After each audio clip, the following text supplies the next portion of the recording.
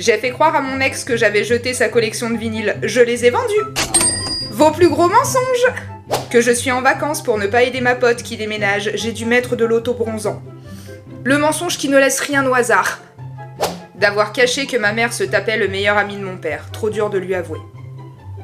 Waouh. J'imagine même pas à quel point ça doit être dur de choisir entre trahir son père ou sa mère. C'est horrible. J'ai dit à mon ex-belle-mère que j'étais d'enterrement pour ne pas aller à son anniversaire. Après tous les épisodes sur les belles-mères qu'on a eu, on te demande même pas pourquoi. On suppose que t'avais certainement une très bonne raison. Que j'avais le Covid pendant 2 semaines alors que j'étais à Ibiza avec ma sœur. Que celui ou celle qui ne s'est jamais servi du Covid pour esquiver quelque chose lève la main. Vous attendez pas à ce que je lève la main, hein. J'ai dit que mon père était Johnny Hallyday à l'école. J'avais 6 ans pour ma défense. Allumez le feu! Écoute, c'est un mensonge créatif. Plus petite, j'ai dit à mes profs pour sécher les cours que ma sœur se faisait amputer. Vous êtes complètement cintrés, hein. J'ai raconté à ma sœur que la petite souris ne passait plus, c'est moi qui prenais l'argent. Le rat, si proche de l'homme. C'est un des avantages à être l'aîné, on en profite. En 6ème, pour sécher un contrôle de maths, j'ai simulé une crise d'appendicite. J'ai fini aux urgences et j'ai été opérée le jour même. J'avais l'appendice vraiment enflé. Contrôle de maths évité, mais séjour à la clinique de quelques jours.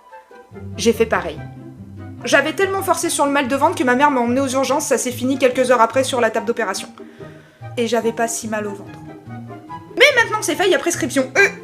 Faire semblant de rien pendant 4 mois devant mon ex qui me trompait avec 2 nanas et avec qui j'habitais. 4 mois plus tard, je lui ai fait croire à un repas avec des amis, il est rentré du boulot plus tôt pour l'occasion.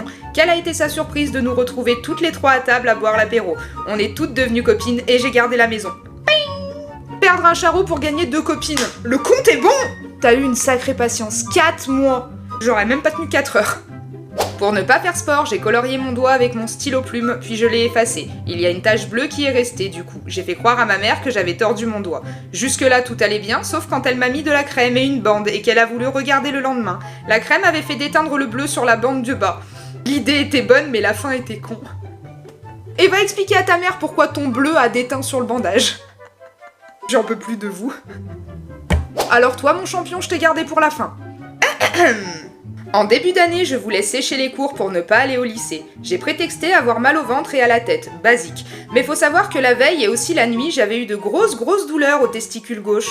Le matin arrive, je fais semblant, enfin j'exagère surtout, sauf que ma mère appelle le 15 et je me retrouve à tout leur dire de A à Z. 5 heures après cet appel, j'étais sur une table d'opération. J'ai séché 2 semaines de cours, mais j'ai perdu un testicule. Je voulais juste pas aller en cours à l'origine, depuis je ne fais plus semblant d'être malade. Donc une petite pensée pour ce testicule qui n'avait rien demandé à personne.